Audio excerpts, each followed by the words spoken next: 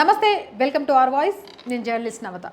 మొత్తానికి తమిళనాడుకు సంబంధించి కూడా ఎన్డీటీవీ సర్వే రిపోర్ట్స్ అయితే చాలా క్లియర్గా వచ్చాయి. బీజేపీ అక్కడ చాలా బలంగా పాతుకుపోయింది అని కూడా చెప్పారు. ఇవన్నిటికీ కారణం ఎవరంటే real hero, real Singam Annamalai. IPS ఆఫీసర్గా సినిమాలో సింగంగా సూర్య కనిపిస్తే అలాంటి ఒక సింగాన్ని జనాల మధ్య చూసాం అంటూ అన్నమలైకి సంబంధించి చాలామంది ప్రశంసలు కురిపించారు. ఐపీఎస్ ఆఫీసర్గా ఆయన చూపించిన ప్రతిభ, ఆయన చూపించిన డేర్ అనేది నిజంగా మనందరం కూడా ఇప్పటికీ మర్చిపోలేము.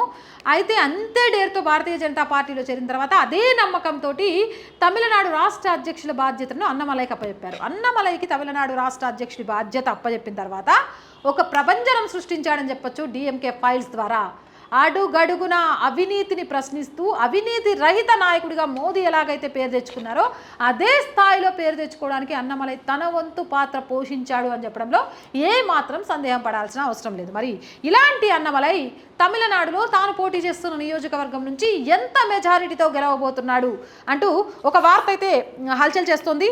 ఆ వార్తకు సంబంధించి ఈరోజు నేను మీతో షేర్ చేసుకుంటా. ఇక కోయంబత్తూరు నుంచి బరిలో దిగబోతున్నారు కుప్పుస్వామి అన్నమలై. అదేనండి మన real hero, real Singam Annamalai అన్నమాట. ఈయన పూర్తి పేరు కుప్పుస్వామి అన్నమలై. కోయంబత్తూరు నుంచి బరిలో నిలవబోతున్నారు, గెలవబోతున్నారు. ఈయన గెలుపు ఖాయం అంటూ ఇప్పటికే ఇండియన్ టీవీ సర్వే రిపోర్ట్లో కూడా వచ్చేసింది.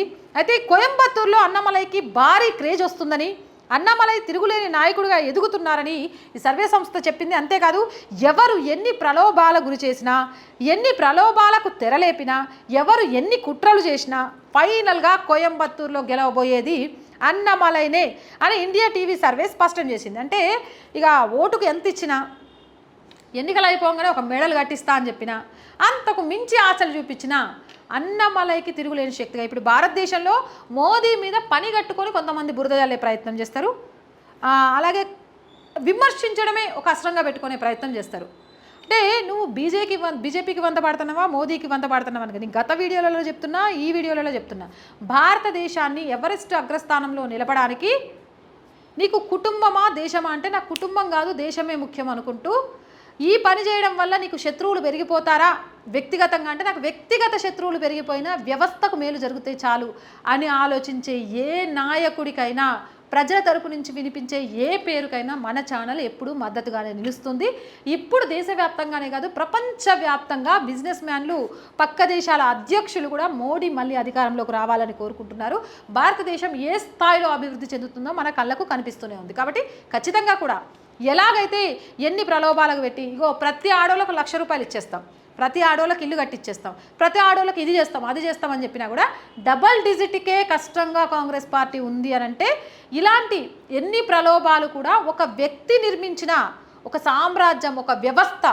రాముడు రాజు ఎందుకు అయ్యాడు? రాముడు రామరాజ్యమే కావాలని ప్రజలు ఎందుకు కోరుకుంటారు? ఒక సామాన్య రాముడు దేవుడుగా ఎందుకు మారాడు అంటే ఆయన అనుసరించిన విధి విధానాలు, ఆయన చూపించిన ధర్మ మార్గం, ఆయన నడిచిన అవినీతి రహితంగా, ఆయన తనకున్న బలాన్ని చాలా తెలివిగా ప్రజాశ్రేయస్సు కోసం ఉపయోగించిన విధానం.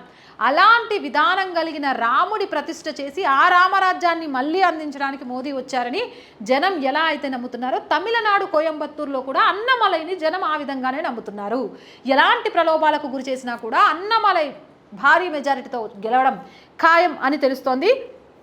ఇక తమిళనాడులో మరే ఇతర నాయకుడికి రాని క్రేజ్ ఒక అన్నమలైకే వచ్చింది.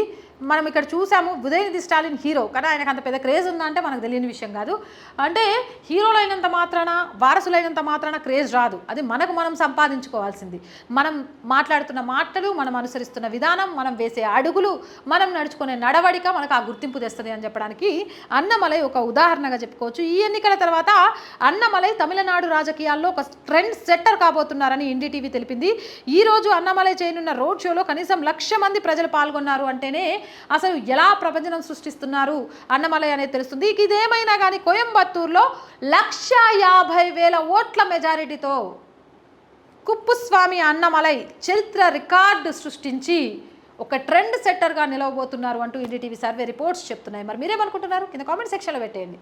మోర్ వీడియోస్ కోసం మన ఛానల్ని వెంటనే సబ్స్క్రైబ్ చేయండి. ఈ వీడియో నచ్చిందా? లైక్ చేయండి, షేర్ చేయండి.